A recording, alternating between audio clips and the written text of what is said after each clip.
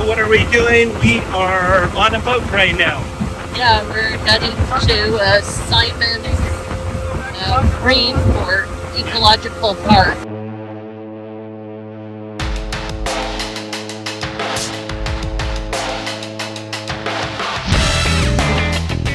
Lynn and Paul's excellent adventure, a 4-year voyage while living on a cruise ship. Well, we are getting a little bit of rain as the ship is getting ready to leave Tugi Island in the Solomon Islands. And we need to recap our few days that we've had here. And it has been a blast, hasn't it, Lynn? It's been a very nice time. A little bit of everything. Enjoyed it.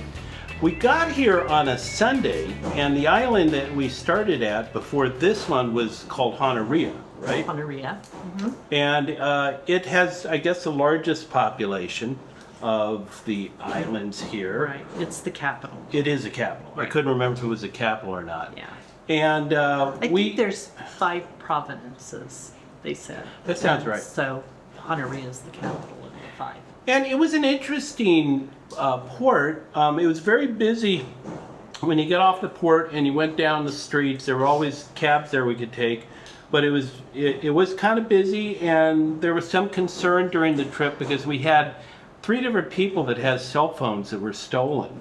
So it is an area where there was a little crime. Now, one of the cab drivers that we'll talk about a little later had told us that the crime is from people that are coming from other provinces. Yeah. And that they should round them all up and send them back. So we don't know how true that is or not, but there was a little higher level of crime. I think one of the people got their cell phone recovered. The other 2, I don't think they did.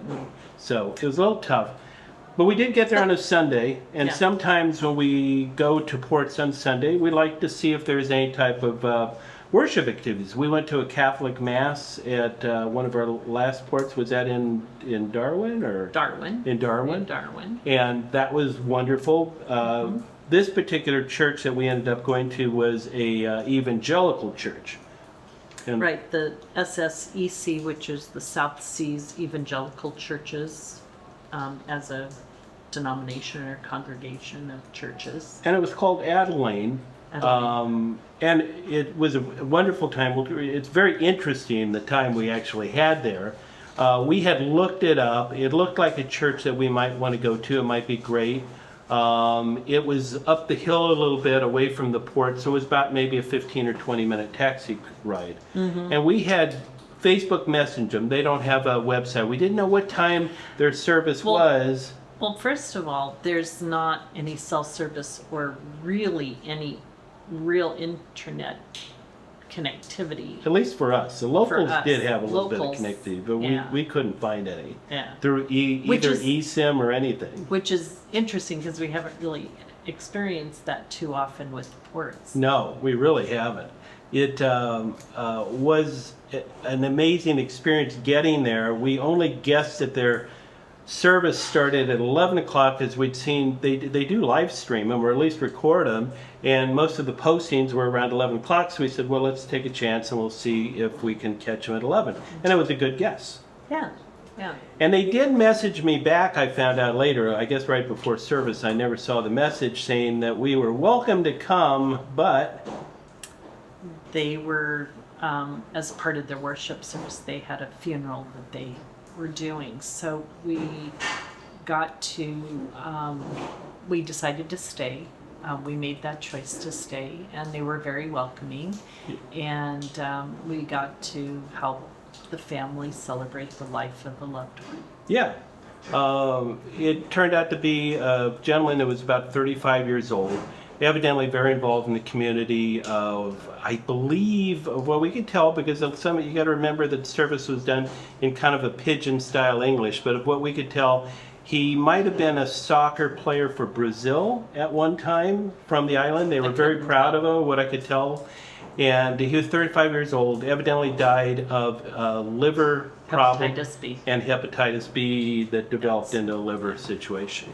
So it was very sad, but it was interesting seeing the traditions that they had there, and it was great to share that time with them. The traditions were amazing. I loved the laying of the wreaths, so that different, like the family and the different ministries, and his friends and co-workers would lay these wreaths down and have a moment of mourning. And it was very heartwarming. Well, they'd come in groups. Like there was a yeah. women's ministry that they did a wreath. This was after the eulogy that one of the members, His family member did. one of his family members did the eulogy, and then after that, they did the laying of the wreaths. And the women's group did one. There was a group that was the youth Youth and ministry. children, and then his fellow workers. That's what I said. Yes, got fellow together. workers, And- and then his family. Yeah, and somebody else too, some other group also. But they had created their own wreaths, and they would march them in and then gather around the casket. The casket was quite beautiful. It was definitely made locally. This wasn't a traditional casket that you'd see in the Western world. You could tell that they'd built it and or done the ornamentation on it. It was really quite beautiful. Yeah. It's unusual when you go to a place like this. You don't expect to end up being at a funeral. It was before the service started, about 15 minutes before, we were sitting in, and they ushered us to one of the front seats, which was interesting. I mean, right behind where they sat the family. And we sat down, and pretty soon the pastor, who was the only one in a white shirt and tie, came to talk to us, and he said, Pastor Paul. And this is what Pastor Paul looked like. We did a photo with him. But Pastor Paul said, I don't know if you knew this. This is our normal service time, and we're going to do the service like we normally do, but we did want to let you know that it's a funeral. And he said, if you don't want to stay, that's fine, but we'd love to have you stay. And it was rather moving. Yeah. And even though we didn't know this gentleman, it was quite moving for Lynn and I too, I think. It was 2.5 hours long. Yeah. We were there for 2.5 hours. There was not a place within the service that we felt we could get up and leave. No. So we were there for the whole service and celebration of life. And I was glad we were. I think it was nice to be part of that. It was special. We really got to see a lot of their customs. Music was outstanding. They sounded wonderful. The voices they had there when the whole church sang, and it was about 300 people. Yeah. Or better. I don't know. It was a good sized crowd. I don't know if they normally get that or just because this was a funeral. But you could really tell he was part of the community. Well, Pastor Paul was telling me that they're the largest SSEC Oh, were they? church in on the island. Okay. So yeah. So I think that was probably pretty predictive of what their services were. So you never know what you're going to find. We've got some work going on on the ship. You can kind of tell in the background. They're always doing work.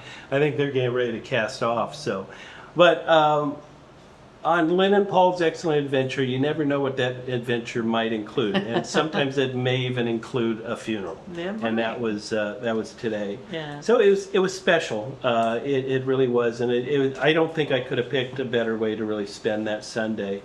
The next day we really had a lot of fun too. We had actually organized a tour that was going to a place. You did. I organized a tour. I had, how many people? 6, 7 people? Is that what we did? We had 6 people that went on the tour. And it was a place called Simon's Nature Reserve. I'd actually looked it up, and Simon was a guy. Is a guy. He's still alive. Simon is a guy that developed this area, and he takes care of the coral reefs out there and promotes sustainability and care of that environment. Yeah, he's considered like a reef doctor. Mm-hmm. He's all over YouTube. But what a neat experience. We took a boat out there. We were warned that from the folks the day before who went out that to watch for jellyfish, because one of our residents, one of our shipmates, had gotten stung by jellyfish and had a really bad reaction. Yeah. Several others had stings, but were okay. Didn't have the same reaction. So we took our precautions. We were on high alert. Yeah. Looking for jellyfish and making sure that we went the opposite direction and went nowhere near them. Not to say that the other folks were in any way irresponsible, but I think it was just a situation where it was just a bad situation. They said they'd for come her. across some jellyfish that were very tiny. They have a special name for them that you almost can't see, and they were translucent. The jellyfish that I saw were a beautiful blue. They were actually beautiful. I don't know if I was able to capture it in any of the video or not, but the ones we saw we could get away from, I kind of gathered by what they said there were a lot of the other little ones, and they probably were swimming through them and didn't even realize it. Yeah. So that was the case.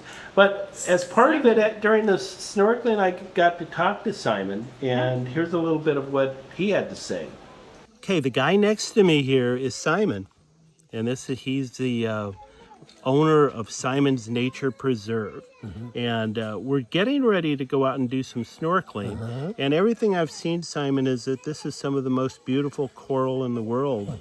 And you've actually protected it, haven't you? Yeah. How do you do that? I protected the coral reef ecosystem for sustainability of the coral species, mainly to preservation or conservation of this reef ecosystem, because I knew that most of the coral species had been harvested by the village people for lime production, and I knew that most of the corals became extinct. So due to that reason, I turned my mind to conservation for further multiplication of diverse coral species. And everything I've heard, you've actually taken coral from other areas and actually transplanted it? Absolutely. I didn't know you could even do that. Yeah, I collected coral species from nearby surrounding reef to restore them within this reef ecosystem for further multiplication. So quite an interesting man. Not- How old do you think he was, Simon? Oh, Did he say? He was in his 40s. Now? That's He seemed older than that to me. I'm sorry, I didn't know that. He seemed older. He has had self-education Uh-huh. and has grown up Yeah. there, so he knows the reef. He Yeah. knows the land. He many people who get into that type of protecting the land and Very ecologists. knowledgeable. Very He knowledgeable. spoke to the whole Very group, smart. and when we got done with him talking to us, we had some coconut. They actually had coconut Not there. me. No, you didn't, because Lynn's allergic to coconut, if you haven't heard that from a previous episode. But we had coconut. They cleaned the coconuts, and they were cutting off the tops. They didn't and gave us- understand. They didn't understand I was allergic to coconut. No, they didn't. They go- They didn't. They You don't looked want at it? me like, "What? You don't want it?" No. So that's the third time now that I've had coconut milk, coconut water. Well, whatever. but these were smaller ones These this were time. smaller. And they actually, after you drank the coconut water, they cut them so you could scoop out the coconut Right. from this one. Yeah. And there were a little chicken around that he got a That was little eating- shell that was eating the coconut out of there. So they do, the little chickens So I like the guess I coconuts. probably couldn't eat chicken eggs because they would have had Oh, coconut in their never day- thought of day- that. Maybe. I don't know. I gotta After our thought little about that. after a little lecture, though, we went out into the reefs and we snorkeled, and we just saw some beautiful things. There was the Starfish. starfish that were there, blue starfish. There was also some other white starfish with call them black the- spots. Yeah, we call them Hershey Kisses. Oh, is that it? Okay, I didn't. They're hear that. starfish with Hershey kisses on them. It looks like little That, Hershey they Kisses. did look like it because they did come up a little bit, Yeah. so they were kind of neat looking. We saw a lot of coral. There was a staghorn coral that you might be familiar with the little spikes and spines on them. There was also the moving coral that you could see in the water. I don't know what they call that, but a lot of different coral varieties. I won't say, I don't know if it was as beautiful as what we saw in Palu. We saw some beautiful coral there, but it was quite beautiful. Didn't he say that this is a down cycle on the? Yeah. So I guess coral goes through a cycle, or what they consider a cycle, and so right now it's a down cycle. He Mm-hmm. said. So about every 5 years. And some of that's So- caused by the bleaching of the sun and just age, I guess, too. So they're watching it carefully. He's doing a wonderful job, but it was He had beautiful snorkeling. notebooks. Yes, he had Notebooks yeah. after notebooks after notebooks. Yeah. Notes. I mean, meticulous Yeah, notes. and he loved talking books. about it. Yeah, And books. We could look at books with all the different fish in them. yeah. I saw another unicorn fish, and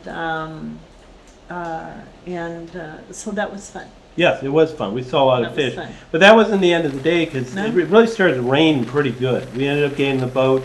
We were going to the boat to what was called Rodri's Bay, and in the bay, on the way to the bay, it was raining hard. We were just getting pelted with rain, and it actually felt good because it was pretty warm, so I didn't mind it. But We were already wet. we were so already It didn't wet. matter. No, it didn't matter at all because we'd been in the water. But we got to Rodri's Bay, and it's quite interesting. The site at Rodri's Bay is the site of a ship that was beached there. Not that long ago. Purposely beached. 2000, I should have brought my notes, but I think it was like 2000. 2000. 2000 even. Yeah, it was April of 2000. It was called the World Explorer. It was a ship that was low capacity. I want to say they had maybe 150, 160 passengers at the most. But All it- survived. all survived. Yeah, what happened is the ship actually hit a uncharted reef that it hadn't been marked on the on the maps and all, and they hit this and it damaged the ship. Started taking on water. They were able to get everybody off and so forth, but the And crew then took purposely- it and purposely beached it at this location in the hopes that you can actually salvage it at some point. They had problems with it though, because right after that there was some type of civil war that broke out and the ship was ransacked. Pillaged. And Yeah. you got to remember that's 25 years ago. Yeah. So here's a little bit of what it looked like. It was quite amazing, but this will give you an idea of what the ship looked like.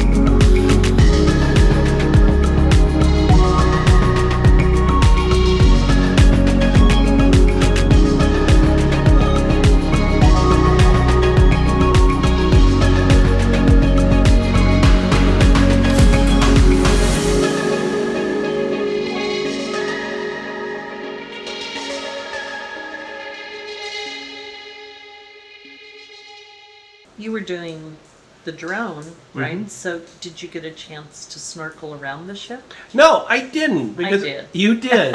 Tell everybody about. I mean, yeah, I was doing the drone video and so forth, so I didn't actually snorkel, and I'd snorkeled at Simon's Reserve. So I said, "Well, that's enough Well, for today." We had it was interesting because it was kind of layered. A lot of you that go snorkeling know what I mean. So there was like a sandbar and then a drop off. And the drop off was beautiful. I saw anemones and I saw clownfish and clams and all kinds of cool things. And so then when you swim from the inside of kind of the bay to going out around into the open waters, it was another shelf that just drops off, right? And that's kind of why they so- beached the ship, yeah, there, right? there was just a ledge there they could just beach on, and and it was great. And so when you went around that way, you got to see deep water fish, which are usually your much larger fish.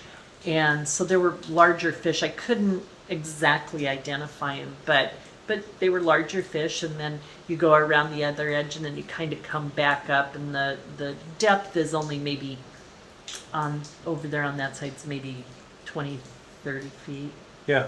deep. And so So again, you're seeing a lot of coral. But somebody a little told more me- colorful coral. Well, somebody told me a lot of that coral was formed around the ship being shipwrecked there, caused by that. Because I guess the coral clings to it and Clings. grows, right? Yeah. So so you could kind of, while you're snorkeling around, you can kind of see under the water, parts Yeah. of the ship.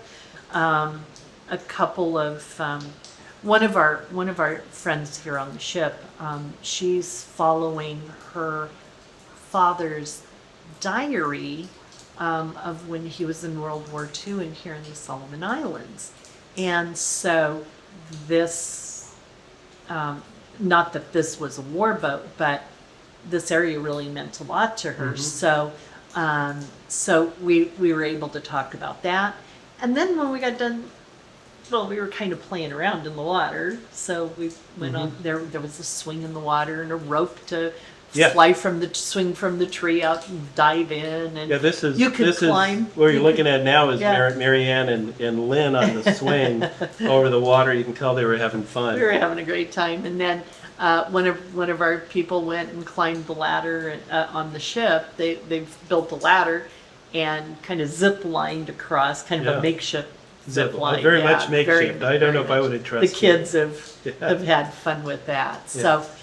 So it was really nice. People were really nice there. It is Yes. there's like homestay. a homestay. So there are people that live there on that island, that part of the island, and there's a little homestay, about 3 units? I think it was 3 or 4 units. units. I met some people from Poland that were actually staying there, a couple of guys. So again, the Solomon Island area is another great place for snorkeling and diving, and so we got to experience some of that. We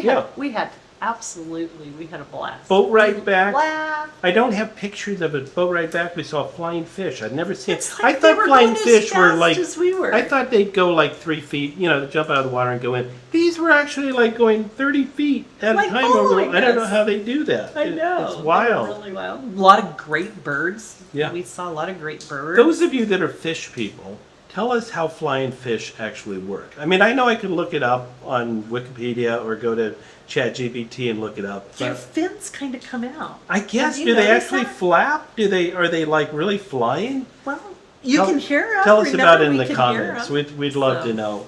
But we've seen them, like when we've just been sailing between places. A lot of times, if we're just out walking or sitting and watching the ocean, you'll see fish. Yeah. I don't know if they're actually flying or jumping, but we see fish. Yes. we do. These type of fish, and Yeah. of course all types of birds. Yeah. So we So had we- a great time. It was I had a great, so much fun. It was fun coming back. It was a good group of folks. We enjoyed going with the residents we went with. It was a super time. Next day, we decided to go around the area because, like Lynn had mentioned, it's very historic there from World War II. This is the area you got to remember of Guadalcanal. And if you know your American history at all, or really World War II history, no matter what country you're from, Guadalcanal was an important place. There were battles here. They were really trying to take over Henderson Airfield. That was the big thing. Japanese would have a big advantage if they took it over, which they had it for a while, and the Americans would also. Well, there was Australians and Brits here Right. as well, and Yeah. so you got to remember our proximity to Australia. Yeah. It was an and- important military It was. location. I think about 7,000 Allied troops died in these battles, and I think someone told like 17,000 Japanese. When- So it was a pretty brutal battle. At one time, the whole area was just covered with warships and planes. And it was when we crazy. went up to the memorial, and you stood there and you looked out, Over that bay. you could kind of envision how Yeah. that must have looked. Well, it wasn't a huge area, so No. it must have just been really crowded Yeah, with ships. Yeah. And a lot of you World War II historians probably know more particulars about the battles, but yeah, being up at that memorial, it was quite beautiful. You could see this particular plaque actually had, it was a location map that's like embedded there in the plaque, and it shows where a lot of the different ships and battles occurred. You know, if you're really a World War II buff, these islands, all of this area has every place we've been since Japan, Including Japan. including Japan, we have. I didn't realize how much of an area was so involved in World War Yeah, II. the Pacific Yeah. part of the war War, was yeah. really something. And so we've been learning a lot. We've Mm-hmm. seen memorials, we've seen plaques, we've seen statues, we've seen monuments, everything. And it's this one in particular. They Yeah. had Tell about the one. the Solomon Islands. The islanders here really participated. They in were being called scouts. scouts and watchmen. And Everyone knows the story of John F. Kennedy, Kennedy, being he was- in the war. yeah, And he was on PT 109. PT 109. It was a torpedo ship, and he was actually, he and 10 other surviving crew members were rescued by the locals here. So there were a lot of local heroes that helped the Allied. So we have them to citizens, thank so- for saving our future U.S. president. Yeah. So it's interesting. It's really amazing to me to be seeing this. Yeah. Our friend that I was telling you that was following her dad's diary through the South Pacific and everything, and he's got maps. He drew maps of where they were and everything. That's amazing. When we were in Rodri Bay, one of the little shop owners, and these, like, when I say a shop, it's like a makeshift table and a little straw top on Yeah. it. It's, Out- they're just outdoor little shop. out markets, Yeah. little markets. Actually had a metal canteen that had a bullet hole through it from, Yeah. and it said right on there, it said property of the United States of America, And they weren't selling it either. 1943. And I think he would You have think he sold would've? it. Oh. Yeah, oh yeah.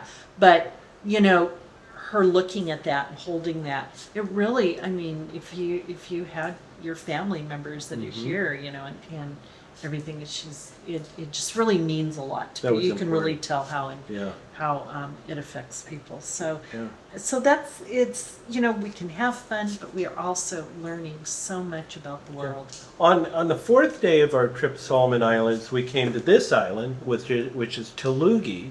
And Tulagi is very sparsely populated. I think I heard there was like 1,200 people on it.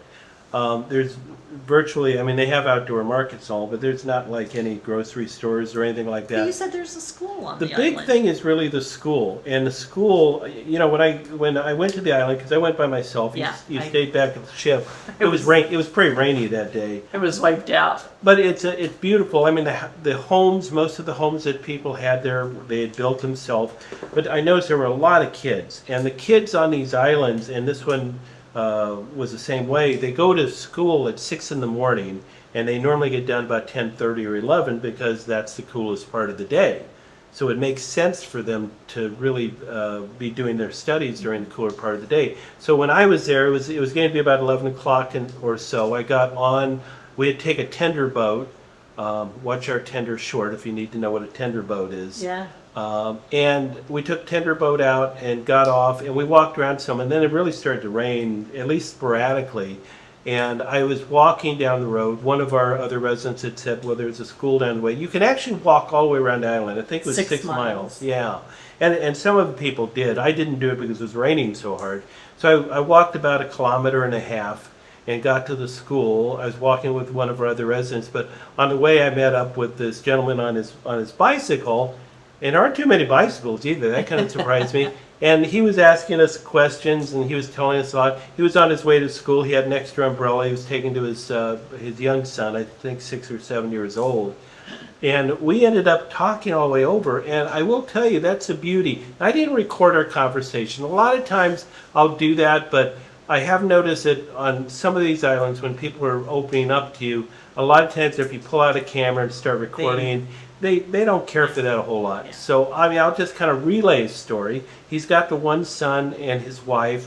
He said a lot of the people that they're on the island are only there part-time because of the school. They bring their kids over from some of the other islands. His family is from there, previous generations, and he said, one of his quotes was, I was born here and I'll die here. So it means a lot to him. But he does some electrical work by trade. I was asking about that, and I said, well, you don't really have much in the way of inspections or anything. He said, oh yeah, before, when we get everything set up, the power company, I guess the power company himself, comes out, checks it, makes sure everything's okay. So they do have a little bit of inspection. Most of their power is developed, like a lot of these small islands, by a diesel generator, but they have a big solar array too, of what I understand.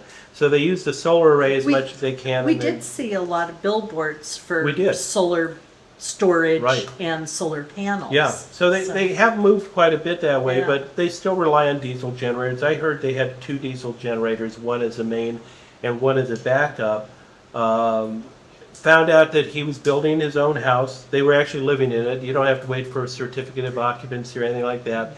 So, you know, he was very proud of what he'd been doing. And we talked about materials coming in, so forth. They have to bring everything in by boat that they need to build. And it was just a wonderful conversation. And one thing, if you do any traveling, I think Lynn and I both really encourage you, is try to talk to some local people just casually. If you run into them at a market or a restaurant or just strolling down the street on a bicycle, take an umbrella to their child, it's great to really talk to them. And don't you think that we have found this? You kind of you get a feeling of the people you can talk to. Yeah, right? You do. kind of get a warm, welcoming kind of impression Yeah. that they would like to talk to. Yeah, And exactly. and some places we go, you know, they're, you know, we're tourists.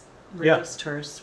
We're there and we're leaving, and they don't. They're as curious really about us as we are about them, though. Well, we're much more fair-skinned. Yes, we are. The little We kids. stand out. The little kids look at us. They just Yeah, they just stare. They just Poor them. babies. Oh, yeah. Babies. That must just freak out babies. Yeah, like, what's wrong with those "Whoa, people?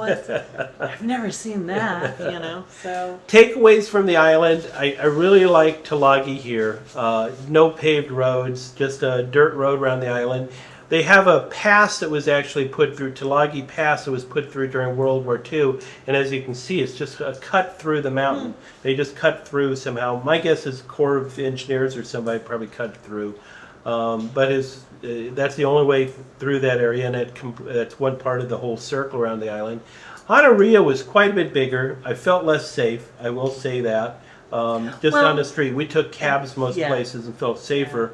One thing I noticed is traffic is really bottled up. They don't plan on it. They never planned on it. No traffic signals. There was not one traffic signal. You know, and there's how hundreds many of thousands islands of have people we been there. on where they just drive? Yeah, they Like, just drive. I told you. I said there's no way I would drive here because how would you know what the lot rules are? And virtually no motor scooters, which we've seen in a lot of islands, especially in Indonesia. We saw a lot of motor Indonesia, scooters. Not ton of here. them.